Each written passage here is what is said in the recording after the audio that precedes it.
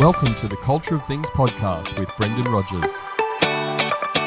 This is a podcast where we talk all things culture, leadership and teamwork across business and sport.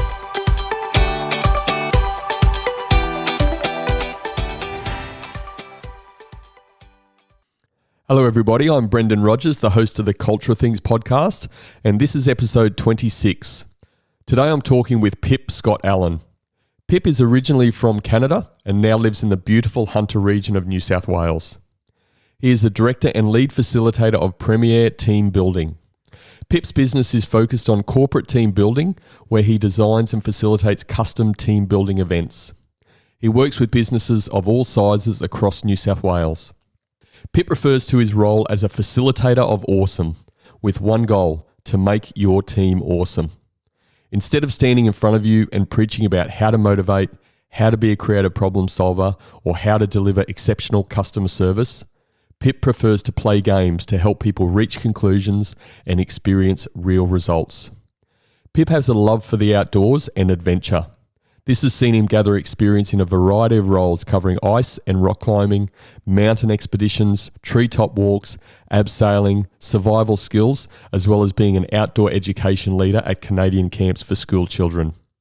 The focus of our conversation today is around team building activities and how they can help your team. Pip, welcome to the Culture of Things podcast. Thank you so much for having me. I really appreciate that. Mate, it's an absolute pleasure. I'm really looking forward to this conversation. You and I, we've never actually met face to face, but we've had a couple of phone conversations and you're a pretty energetic dude. Thank you. It's all the coffee I drink. And no, it'd be fantastic for the opportunity for us to one day actually meet. We have had some great conversations so far. Well, we're not far away, so we'll certainly make it happen, mate. Look, let's get into things. How about, first of all, you tell us a little bit about your business, Premier Team Building, and how your journey took you into this space where you are now. Yeah, definitely. Love to. Well, Premier Team Building is just that. We're a company that delivers premier team building events. You explained it beautifully. We design and deliver exciting, hands-on team events. Growing up, going to summer camps in Canada and then leading them myself, I found there's a real power behind hands-on experiences with young adults to corporate leaders of really getting to disarm themselves and have some fun and learn some skills behind it, which is what led me to eventually create Premier Team Building. I wanted businesses and their employees to benefit from the working relationships that they could have with one another, wanted people to be happy within their workplace and delivering excellence and just be awesome employees. It's a fun experience with what I've been able to do. I can't lie. Premier Team Building really started when I was working for a company that said they offered team building activities, but it was more so of an SEO ranking option. And we weren't delivering the results or really the quality that the companies deserved. So I got into developing more programs on my side for this company, then branched off and wanted to do it all on my own because I wanted to deliver real excellence. I know firsthand what it's like to work for good and bad companies and the power behind team building events and seeing how a team can go into an event broken to then come out united and driven to see real success within one another. That last little bit, you talked about the power of team building. I'd love you just to expand on that point a little bit. Like, you've led various days and events and customized events for clients. What does this power actually look like? A lot of people call it the aha moments, where after they've, that eureka moment where they've stumbled across that golden nugget, I like to call it.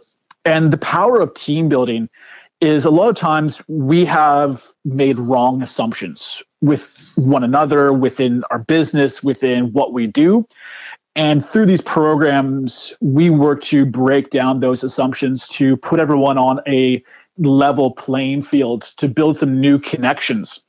And quite often we see through these events where people look at an employee or team member who they've never really connected with And you can see a trigger in their eyes and being like, I now get this person. I now understand their motivation behind what it is they do and how I've been leading them towards this troublesome spot we may have been stuck in. As a leader, maybe I'm not, communicating effectively, and I'm now understanding why I'm seeing these outcomes from my team members.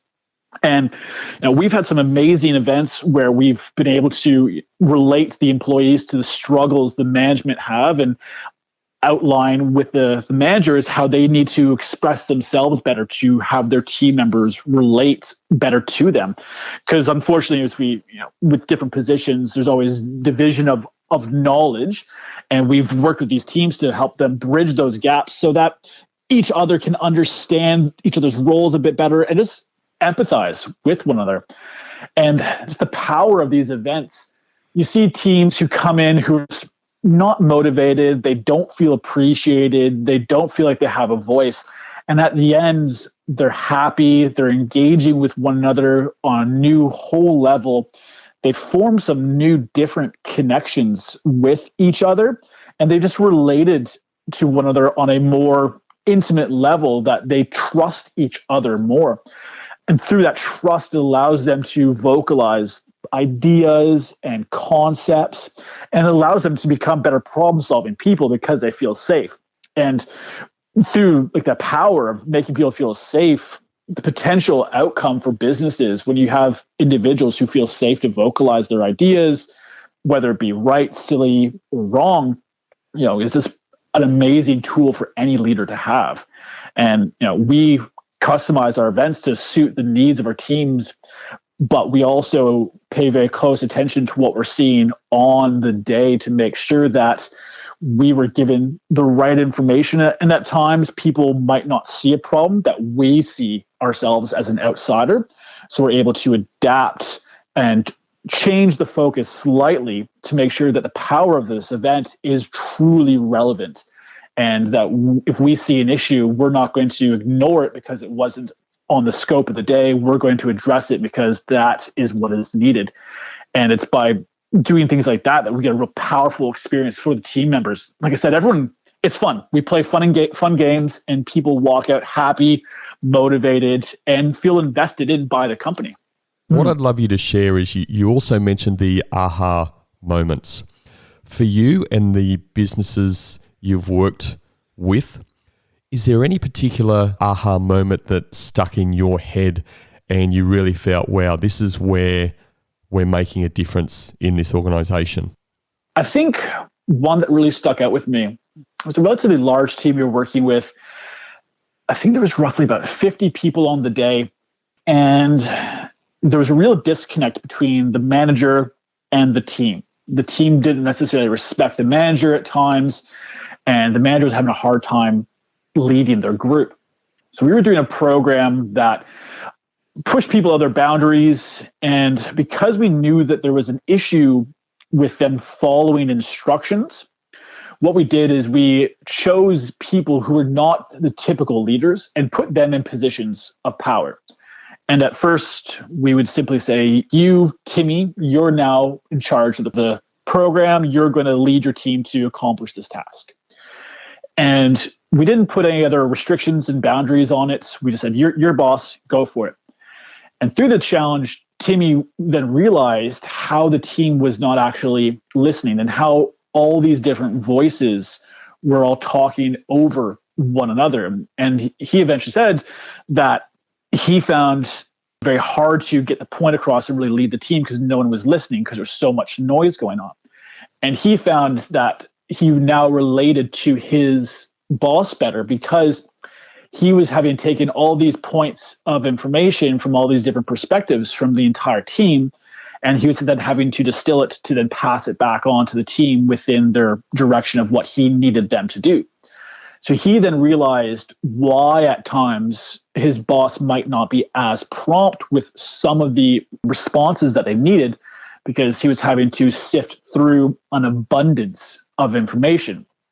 And then he realized that what he needed to do, Timmy, to make this work is to only listen to a few people. So he started to actually implement some structures that his manager was using by having team leaders, the different group leaders. Say, oh, you four, you talk to Paul, Paul's going to talk to me, you four over there, Sally's going to talk to me, and then realize that the reason his boss was compartmentalizing the teams was to minimize the amount of excessive communication and noise to them to get to the true information that was needed. And when Timmy discussed this with a team, the rest of them started to realize, because they saw the struggles that Timmy was having, they were feeling those same frustrations. And then they realized that this is why their boss at times is frustrated, because too much information that's not relevant or too many people talking at once. And the team started to have that better respect and understanding for the pressures of their manager, and they connected on a new level. And they realized the importance of channels of communication and why certain individuals, be it arbitrary or not, were put in position to pass on the information up the chain. And afterwards, you just saw a different level, a very soft, I wouldn't say somber, but it was a good level of respect for the team. They now understood the pressure that their manager felt, and they knew how they could help relieve that by cutting out some of the unnecessary noise that they were creating within the feedback loop. In that example, and I guess it relates to any sort of scenarios that may come up that you're working with teams, how do you then debrief a situation like that and actually get the team to take that back and that experience back into their workplace? So it's not just another team building event that has been really great for the day and everything, but then there is a connotation sometimes around team building type events. And it does give team building a little bit of bad name here and there, which I think is unwarranted. But the transfer of that learning in those fun activities, and people have their guards down, but have that back in the workplace in their everyday. How do you try and make that happen and close that gap? After the events, after each individual challenge, because some of our programs are consist of multiple different phases, we do a debrief about what was just experienced right then and there. Just let's talk about what was done.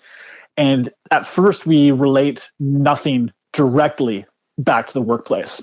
We as the facilitators, we know that we're leading questions and we're pushing the right pain points so that we're relating it subtly back to the workplace. But we're not talking about the business. So we'll say, Timmy, how did you feel about this? What was that challenge? I've seen teams do that in 5 minutes. Why did it take you 15? So we start going down the road of asking questions to just simply relate to the challenge itself. And then we start interjecting some questions that relate back to the business. Where have you ever experienced something like this before, where it's taking you longer to do a very simple task? And then we lead them towards, how does this relate back to your business?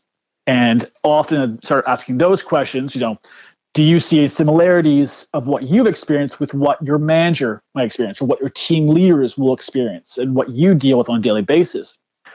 And we pause and let the team really sit and stew on it and allow them to start picking up the similarities between what they've just done and what they do on a daily basis. And you can see those little lightning bolts going off in their minds. They're realizing that we've just done a very abstract scenario that is very similar to the workplace. Then after we've done these debriefs and we give them some skills and some tips, say, you've just demonstrated X, Y, and Z, so I know you can do X, Y, and Z back in the workforce. You've showed me that you can have the ability, so you can be accountable at this point to yourselves because you know you can do it. After all of our events, we then do a report for our clients as well. And we say, hey, here's what we saw on the day. Here's some of the challenges. Here's what you wanted us to address. Here's what we saw as well. And here are a couple of points that we want to bring to your attention. We saw the team overcome these challenges X, Y, and Z, and they successfully accomplished this. They did these skills. The team knows they have that ability. So we recommend that you do the following back in your workforce, back in your place of business, to remind them of these challenges, to hold them accountable to these skills they've already demonstrated that they can do.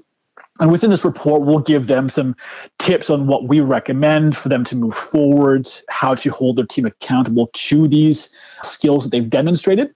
And then we also follow up a couple weeks later as well, just another little accountability check saying, hey, how are you going? We said these were a couple of things to be mindful of. What have you done to implement those? Making sure that the business is getting the money for their investment. They want to develop their team. They did this. They've received some reports on what to do. How they then act on it is unfortunately back onto their hand for a simple team building day. We make sure that we check in with them to make sure that they're actually following through on some of those tips and keeping ourselves as a point of contact to, if they have questions, that they can do that. We want to make sure that our clients, when they leave, have a good understanding of where they were, where they are, and where they can be. It's great to see that you're doing something to close that gap. Well done, and thanks for sharing. Typically, what would a client or an organization looking at using Premier team building services, typically what sort of issues, challenges are they having and that they want you to help them overcome? One of the big ones we're having recently, which I think a lot of businesses, New South Wales and globally, can really relate to, is change in teams, new people coming, old people leaving. So a lot of it right now has been focused heavily on connecting individuals and building trust and respect within the team, be it new people coming in or teams having to downsize and having to rely on different people in a different format. But we also have teams who just don't communicate well. That's been a big one, where they just don't communicate with each other very well, and in turn deliver bad customer service because of that. Those were some of the big challenges that we saw throughout the year of 2019. And we just discussed with them on how to be better communicators, be more effective, how to deliver that great customer service, because the communication goes both ways. And trust has been an ongoing pain point. We've been working with a lot of our customers recently in the past year, just making sure that people feel that they trust their team members, that each other have one another's back, and that if they make a mistake, they're not going to be usurped by someone who's trying to steal their position or steal their authority. We have teams like that. They're on a defensive mode, and we don't want to be defensive. We need to be on the offense most of the time. But those have been some of the big pain points we've been dealing with a lot recently. And the typical ones like problem solving, businesses, they're doing well, but they're doing the same thing day in, day out, and they're not really growing. They're not making any new changes. So we work with some clients who really want to adapt, who want to make some big changes and want their teams to get on board. Sometimes you get those teams are that rolling stone. They keep doing the same thing day in, day out. It's a straight line, but they need to change direction. And some people are less likely to be on board with change because change is scary, change is uncomfortable. So some of our programs are all focused around making change to help individuals adapt to those situations, how to take that feedback and how to run with new ideas to move in a different direction. Yeah, you mentioned change is obviously a critical area, and those words trust and respect also critical within teams. Let's follow that theme through, and you're customizing, you're designing events around clients' needs. Tell us a little bit about when you've got those sort of three foundations. I suppose there's change, challenges in the organization, and maybe there's as a result of lack of trust and respect in amongst the team members. What does a day or an event look like if they're the sort of foundations of what you're trying to help these teams work through better? Before we work with any clients on an event, we always do a team assessment. Anyone who wants one, we do on complimentary, regardless of being a client or not. We find out who they are, what they do, who they do it with, client base, how their team interacts with each other within their clients. We really want to know how the business operates in that sense to make sure that the program that they've chosen that we're delivering suits their needs. So we'll adapt it in those situations to make sure that whatever we're doing is relevant. That's the big thing for any team building activity, regardless. You need to make sure that's relevant, and the result, you're going to get some results that suit your needs. And we're looking at things like trust and change and that respect level. We'll do little challenges intermittently through a bigger program where we'll perhaps take away somebody's ability of sight, or we'll take away the entire team's ability of sight. So everyone's blindfolded bar one person.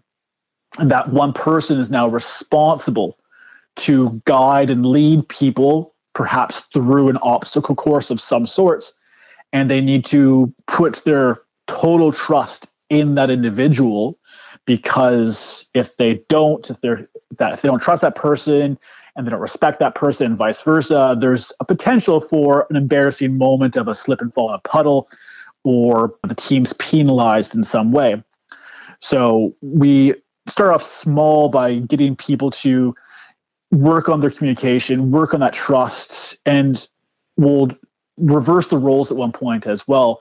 So for example, if I was to lead you through a blindfolded course, you would then have to lead me through a different blindfolded course. So if I mistreat you, you have the ability to mistreat me. So we get people to think about that karma, that, pay it forward kind of aspect within their team, that if I look after you, you'll look after me in a good way, not as a blackmail or anything, but simply, if I'm nice to you, you're going to be nice to me, and we both get the result that we really want. And then through our debriefs, and at times we pause our challenges when we see a team struggling at a certain point, and we start weeding through sometimes the excessive noise of people's ideas and start asking, why didn't we adopt someone's idea, or ask for an idea to be presented for us to overcome this challenge. And a little mantra that we use is, okay, how? So anytime someone gives us an idea, the answer always begins with okay, and then how. The okay is a buy-in aspect, allows us to accept the idea for change, and then how puts our trust back in the person and them into us by having that open communication of, how do we execute this idea? Can't do it alone. I need you. So there's that support, there's that respect aspect. And we open that communication so both parties are able to discuss how they're going to navigate this new solution. That's one of the things we coach with a lot of our clients. It's the okay, how principle. Is anytime someone gives you feedback, customer, team member, whomever, response should always be okay, how, and then move forward with it from there. And by taking our time with these challenges, going slowly at times, we get people to interact on a more intimate level. And we do our very best to make sure that we mix the groups up so they're not with their best friend. We've got some really fun ways to trick you into working with your best friends, which then results in you not working with your best friends. So you work with new, different people to extend your contacts and to extend your reach of comfort. And by doing so, you start building those new levels of trust and respect within one another, because when you're comfortable, you typically work with those you're comfortable with. But there's that great saying, you're only as good as the people you surround yourself with. And if those you surround yourself aren't working at best, you need to start looking elsewhere. So we naturally force them to push outside those boundaries to find those better people, perhaps, or those people with new, different ideas. And that's sort of how we kind of push our teams towards working more together to trust each other a bit more. We'll pause a lot of times. We'll do a lot of mid-program debriefs. We have some challenges that are like 12 stages, and after each stage, we'll do a small little debrief just to get everyone's opinion, so everyone has the same level of knowledge, so that they can then, as things grow, go back to their foundations and trust the feedback they received earlier and seeing firsthand what does and what does not work. Mate, ultimately it sounds like an enormous amount of fun, and that word is ringing in my ears. The reason is because you mentioned it a couple of times, and I'm just visualizing these days and these events, but a really good friend of mine who actually lives up your way around the Hunter Newcastle area, a lady by the name of Joey Peters, who's a Matilda's legend, fantastic person, and she has developed some frameworks around her own learnings, and really there's so much learning in fun, and that's how she bases all of her practices in the organisations and the sporting teams that she works with. So we talked about a bit of that on episode 10, actually, in the Culture Things podcast, where we talked about the culture of youth development. But I also know when we're talking fun, there are some really funny moments. I've run workshops over many, many years and various events and things like that.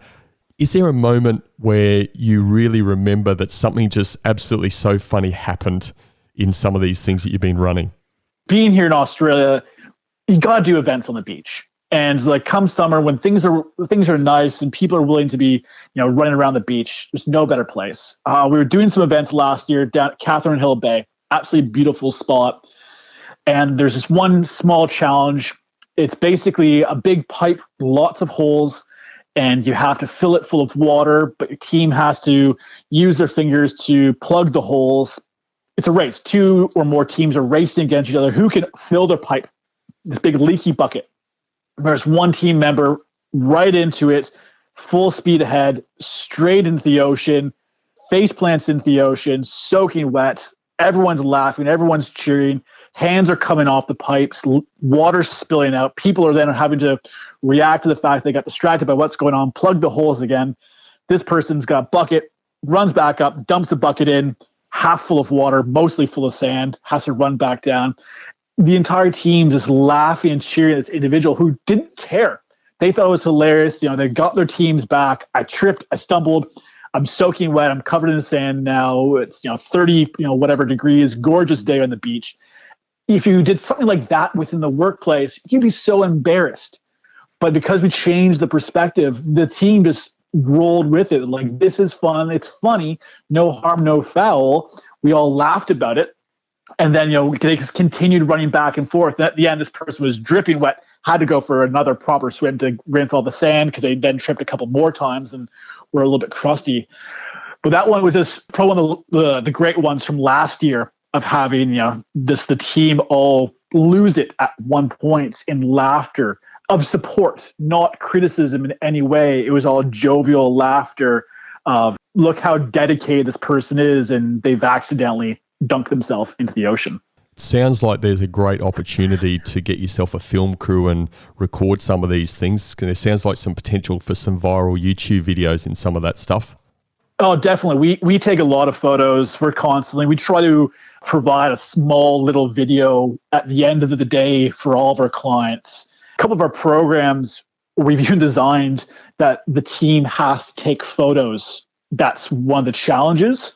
And with that one, people are doing really embarrassing stuff, and each individual walks away with their phone full of photos of the day, rather than saying, "Oh, put your phones away." We use it as a tool that everyone walks away with some great memories, and then we provide some photos. And we've had some amazing, beautiful days. End of last year was a bit more challenging with some of the smoky days, but no, we get some amazing, funny videos, and it connects everyone. It's a great tool to look back on. When things are getting hard, you have that content on your computer and say, remember these days, let's all go out and kind of just chat about this. Remember that good old time. And it's a great fallback for many teams to rely on having those photos we supply. They are great opportunities for vulnerability and helping people become more vulnerable, which is absolutely critical when you're building trust. Mm-hmm. I want to talk a little bit about you, because experiences shape us. What is it in your background and experiences you've had around this stuff that's made you so passionate about this, that you've wanted to start this business and you're working with organizations? My short answer is I've worked with the good, the bad, and the ugly of leaders. I've worked with some amazing companies, and I've worked with a lot of companies who just did not care. And I definitely learned so much from those companies that didn't care. I know firsthand. I remember working with this one company, and there was customer complaints about certain things. So we'd run it up the chain of command because that's how the structure was. We had to get them to allow us to make these changes. Not making these changes. And the people above us were very much against any feedback internally. This is how we do it. This is how we always do it. This is how you will do it. And anytime we suggested anything new, say, well, the customers are saying this. Well, no, this is how we do it. So the internal customer service I have received from some of my previous employers when I was younger, I felt firsthand how negative it was. And I then, reflecting back on it, saw how negative I became as an employee as well. If anytime I was suggesting an idea to improve the business, improve service, improve something, the response was always no. So anytime a customer would come to me and say, you should do this, my answer was no, because I knew the company wasn't going to do it. So I wasn't willing to put my energy into something that I once cared so much about, because the company itself was not putting any energy back into me and not hearing out any ideas. And when working for some of these companies, I will be the first to admit that I definitely became a poor performing employee, but I don't believe I was totally at fault for those times when the companies just did not care about the team, the morale, the customer service they delivered to any of us.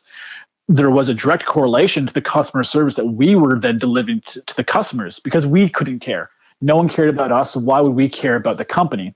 It's that tit for tat kind of thing.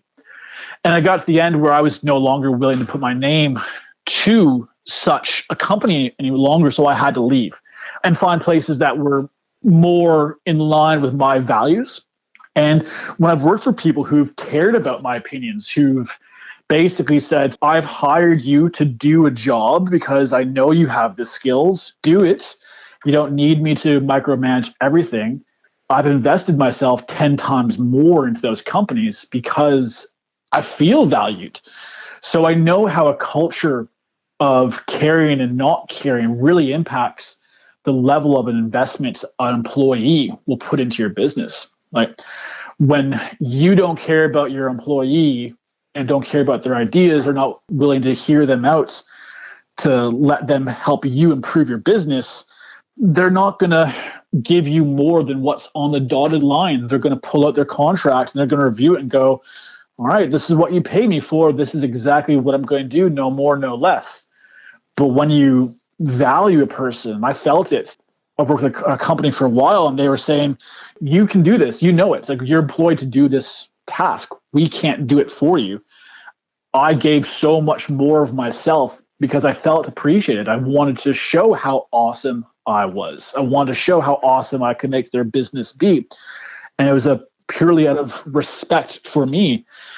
And these businesses who I've worked with who've taken time to do events for their teams, who are willing to stop production for a day, take us out to go do some team building events or to do something special for us, made us realize that they cared, because businesses who never stop and never take a moment and say, sorry, customers, we're closed for the day to develop and appreciate our team who does all this awesome stuff for you. Businesses who won't do that, it just shows how they care solely for the income coming in and not about those who are generating that income, being the frontline workers and the people producing the products. And it becomes a toxic environment. And I know when I worked for some of these bad places, I was unhealthy. I was not mentally in the best place. My relationships struggled because my work was so poor that when I came home, I was still dwelling on the negativity, and just everything trickled down to be a societal issue of having a bad culture within a business I worked for. And this is why I launched Premier Team Building. This is why I do what I do. I know how it feels to not be appreciated. I know how bad my quality of work got when I was not valued, when I wasn't being listened to by my employers, when no one seemed to care or wanted to invest in me. And I want to make sure that people never feel that way again, because there's no need to ever make someone feel that way. And I know from business I've worked at, I've seen how successful they can be when they invest in their teams. And I've also seen how much they lack success when they don't invest in their teams, when they have an extremely high staff turnover. Customers lose faith in the company because there's always a new face every time they walk in. And from an outside perspective, some of these team building games we do, they might look silly, but in the end, there's a really deep rooted message and important value that these teams are walking away with. I often say, you think back to when you're in elementary school, you had that really fun day, and you walk out of the class, you're like, oh man, that teacher taught me something. We had so much fun doing it, you didn't really realize that you were disarmed. And that's what we do. We disarm people to leave their baggage back at the office, focus on the positives that we're experiencing on the day, then relate it back to the office to help bring a new light into everyone's life. Because when you have a really dark and gloomy team, your business is going to be very dark and gloomy, and your customers are the ones who cop it. You might think as a leader that if my team members are unhappy, oh, well, as long as they do their job, but the energy they put out, the morale that they have trickles down to the customers, and the customers lose, you lose. And as we know, there's two sides to every coin. So those experiences you've just shared, and certainly I'm sure of a lot of us can relate to those experiences over the course of our own journeys. How has those experiences helped you to become a better facilitator of awesome? Definitely, I did a lot of soul searching, I guess you'd say, and reflection. As I mentioned, I know that I wasn't the best employee at times, and it allowed me to really break down the why. At times, it's very easy for us to blame somebody else. I'm a big believer of ownership. As a leader, everything is your responsibility. You need to own every aspect. So I try not to blame. If something's gone wrong, chances are I had a part to play. What could I have done better?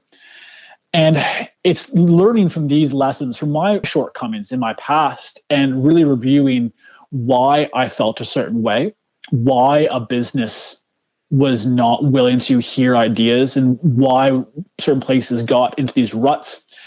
And just by doing this reflection and being brutally honest with myself and say, I was not a good employee because of the following factors, and knowing what it was going to take for myself to feel valued, and how reverse engineering it from that point of how I can make people feel valued and how I can make individuals perform better by really reverse engineering. Why were people not willing to hear ideas? And a lot of times it's out of fear. They're afraid of change. It's working. Okay, I can keep putting duct tape on this cracked pipe and it'll still keep flowing water. But eventually the duct tape needs to be replaced, and we need to, there's going to be a lot more problems down the line. So let's fix it right the first time. But it can be scary to turn the water off for a moment and having to pivot, like so many of us have had to do in the past 9 months, of having to make these changes. Change is scary, and there's been a lot of soul searching to really break down how I could have done better and what my leaders could have done better for me. And looking at a very abstract perspective is, if I was my boss, how would I have gotten myself to perform better? What could I have done to motivate me more? And a lot of times when I was a junior employee in these positions, I would try to implement some of these ideas of how I could get my coworkers to perform better. I wasn't their boss or anything, but little things like just being more appreciative of my team members for the support that they gave me, valuing and say, I couldn't get this done if it wasn't for your help today. Really appreciate that. And I was able to review back and just really empathize with my experiences, the experiences of others. I talk with a lot of people to find out about their good, their bad, their ugly experiences with their leaders. What could have been done to, motivate them more? What could they have done better themselves as an employee? And communication's a big one. Far too often as employees, we don't speak up. We're afraid of losing our jobs, especially at this time around the globe. Many of us are in survival mode. I'm not going to speak my mind because I'm afraid of what's going to happen. But on the other hand, you're not performing as well. And I know firsthand that if I had spoken up at certain places, things could have been done. I also know at certain other businesses, nothing would have been done because the care level was zero. But it's a lot of soul searching, I guess, to keep it short. I'm going to start to wrap this up. What I'd like you to do, early on in the interview, we talked a little about what I would term the challenge of team building, the sort of work you do, and that transfer of the learning and the fun in the learning into the office environment. If you could give leaders advice, a single biggest bit of advice around working with your organization and doing those sorts of things, but then how to apply the real learning into their real life situation in their office, what would that advice look like? Accountability. Being accountable to yourself and your team. Probably the biggest, most underlying issue when it comes to any development program, be it team building or anything. If you are serious about improving and developing your team, regardless of what you end up doing, you need to be accountable for the follow through. If you send your team members away on a customer service program because you want to have better customer service, obviously. You need to be accountable for the follow through there afterwards. You need to plan for implementation when they come back, even before they've left. So if you are doing team building day, know what goals and outcomes you want to need from that event. And then before the event, organize follow-up meetings with your heads or with your entire team to see how you're going to implement these new strategies. You don't need to have a formal run sheet on how the meeting's going to go, but simply schedule the meeting so that when you come back after an amazing team building day or after a customer service training program, the first day back in the office, you're sitting down saying, how do we implement these new lessons? How do we hold ourselves accountable to these new skills? You've got a lot of momentum. You need to run with that. And it's by being accountable to yourself and to your team. And that's where people will feel valued and actually care about the training and what they receive from you holding them accountable to the implementation. Just with the way the world is, with everyone watching the bottom dollars and everything, be mindful of any event you put on, regardless of being team building or any end of year party. Be aware of the financial stressors you've put your team under and make sure that your signs of affection do not contradict those pressures. What I mean by this is, if you've been pushing everybody to cut costs every single day, and you're driving everyone to watch every single cent that goes out and goes in, when it comes to your end of year party, taking everyone to the Star Casino, putting them up in hotels, throwing on a big bar tab is contradictory to every action you've put the team through earlier in the year. And it will do a lot of negative damage to your workplace culture. So whatever event you put on, regardless of where you are, what year it might be, make sure that your actions reflect the actions you've been putting on throughout the year itself. If you've had a stellar year and sales have been booming, then definitely you have the ability to spend more. But if things have been really tight, you know what? A nice barbecue with some basic Woolies or Coles sausages or from a local butcher, and you invite the families all to come out on a Saturday, go to the local park. An event like that is way more powerful and valuable to your team than taking them for a big luxurious retreat to a casino or something. Mate, people will want to, if they want to get hold of you, want to have a chat, let us know what we can do to do that. Yeah, definitely. So if anyone wants to find us, it's premierteambuilding.com.au. And we're also across all the platforms from Instagram, YouTube, LinkedIn. You can even be more than happy to connect with you personally on LinkedIn if you want to have a discussion. Pip Scott-Allen, that's how you can find me, your local facilitator of awesome. Facebook, Premier Team Building. Look for our wolf logo. The wolf logo is across all of our different platforms. And it looks very similar to one of my big fluffy dogs. And if we do ever meet in person, I apologize for the inevitable dog fluff that will most likely be on me. What are they, Canadian Huskies or something? I do have an Alaskan Malamute. He's my big fluffy one. And then I have a Rottie Husky mix. They both, the Malamute's the big fluffy one, white fluff everywhere. The Rottie Husky, she's a bit more dark fur, so doesn't show up as much, but it's there. Good on you, mate. Look, thank you for sharing that.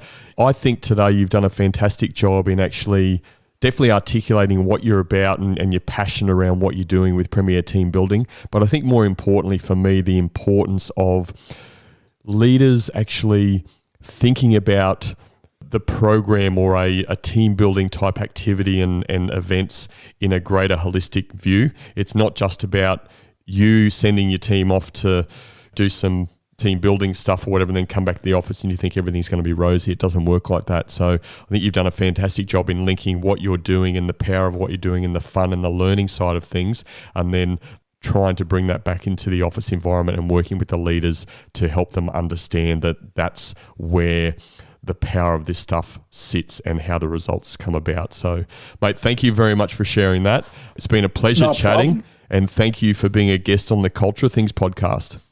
No problem. Thank you so very much for having me. Really do appreciate it.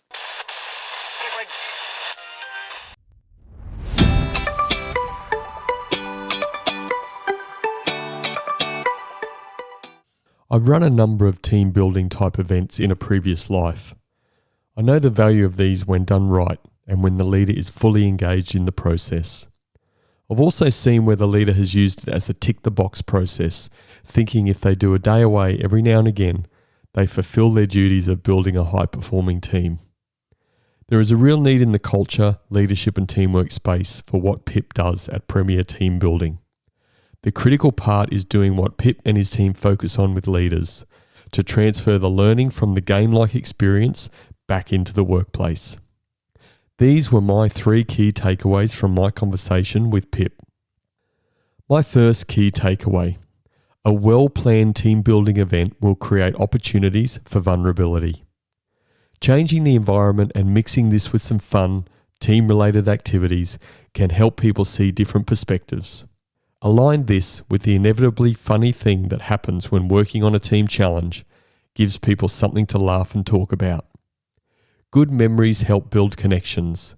People then start seeing each other as real people. And when this happens, it creates a foundation for vulnerability. When done right, this vulnerability can be leveraged to create healthy team discussions. My second key takeaway: leaders must be accountable for follow-through. If a leader thinks they can take their team away on a team-building day and this is enough, they are practicing what I call plastic paddy culture. They must be accountable to themselves and their team for follow-through after the event. They should plan what they want to achieve and how the event can help the team. They need to discuss with the team when they are back in their workplace how they can implement the new lessons and hold themselves accountable to it. My third key takeaway: team building must be part of a holistic leadership development program. Leadership development programs normally fall into 5 categories. These include learning programs, experiential programs like team building, personal coaching programs, mentoring programs, or academic leadership programs. Team building exercises can be extremely valuable, but must be part of a holistic leadership development program to be effective. So in summary, my 3 key takeaways were: a well-planned team building event will create opportunities for vulnerability. Leaders must be accountable for follow-through. And team building must be part of a holistic leadership development program. If you have any questions or feedback about this episode, please feel free to send me a message at brendan@brendanrogers.com.au. Thank you for listening. Stay safe. Until next time. Thank you for listening to the Culture of Things podcast with Brendan Rogers. Please visit brendanrogers.com.au to access the show notes. If you love the Culture of Things podcast, please subscribe, rate and give a review on Apple Podcasts. And remember, a healthy culture is your competitive advantage.